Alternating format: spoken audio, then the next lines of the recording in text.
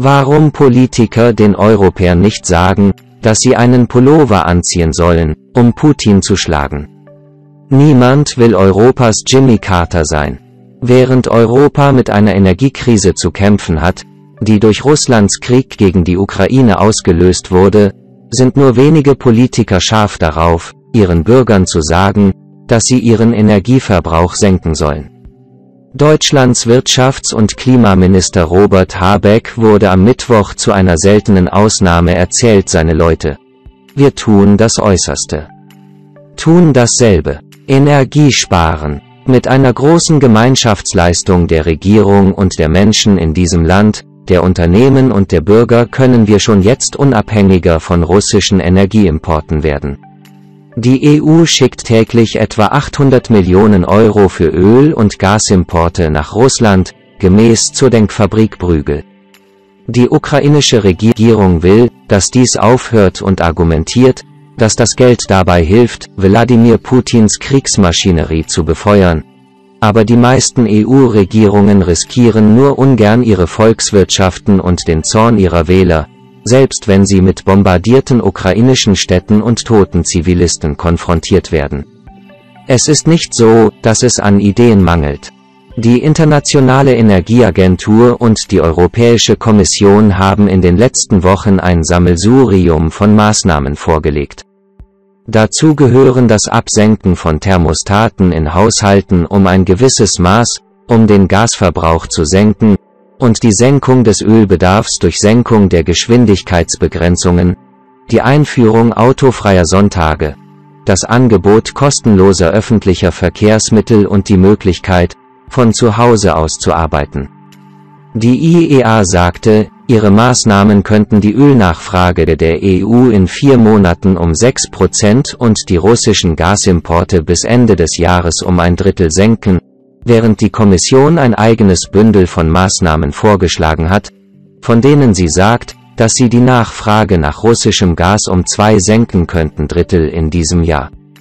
Nationale Regierungsbehörden haben sich ebenfalls der IEA angeschlossen. Das deutsche Umweltbundesamt sagte Anfang dieses Monats, dass eine Reduzierung der Thermostate um 2 Grad die russischen Gasimporte um 7% reduzieren würde.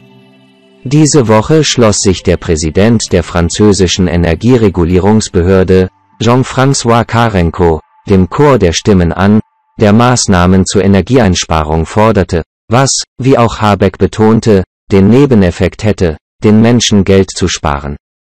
Ob Heizung, Klimaanlage, Licht heruntergefahren, es liegt ein Notfall vor und alle müssen sich anstrengen.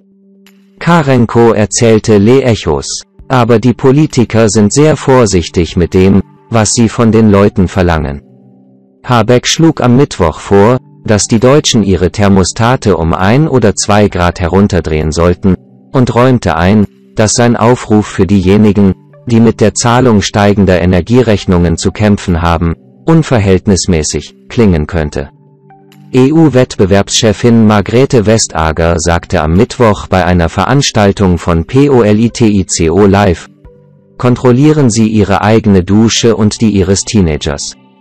Und wenn Sie das Wasser abstellen, sagen Sie, nimm das, Putin. Verhaltensänderung ist nicht immer ein leichtes Geschäft der Regierung. Aber ich denke, wenn es jemals eine Gelegenheit gab, scheint jetzt der richtige Zeitpunkt dafür zu sein, sagte der Leiter der Energieeffizienzabteilung der IEA, Brian Motherway. Das Carter-Kriterium. Aber es gibt warnende Geschichten für Politiker, von der Explosion der Wut der Bevölkerung in Frankreich über Kraftstoffpreiserhöhungen, die 2018 die Gelbwestenbewegung auslöste, bis hin zum PR-Desaster, das auf den Aufruf des ehemaligen US-Präsidenten Carter folgte, die Amerikaner sollten ihre Pullover anziehen, um Energie zu sparen, Einsatz während der Ölkrise der 1970er Jahre.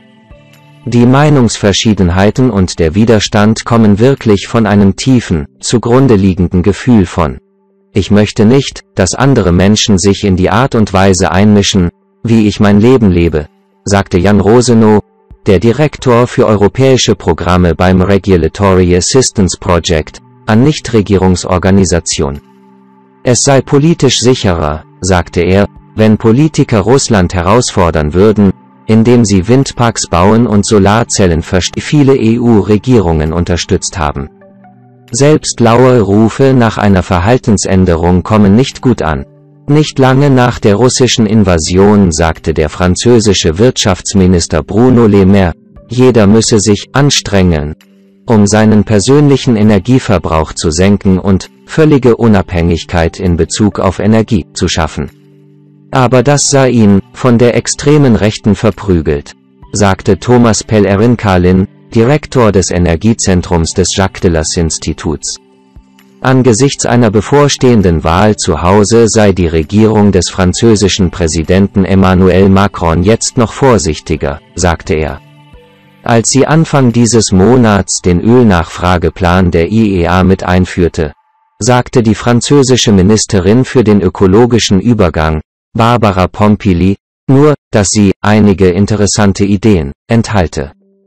Obwohl die Politiker nervös sind, haben einige Meinungsumfragen eine starke Unterstützung für Maßnahmen gegen russische Importe gezeigt.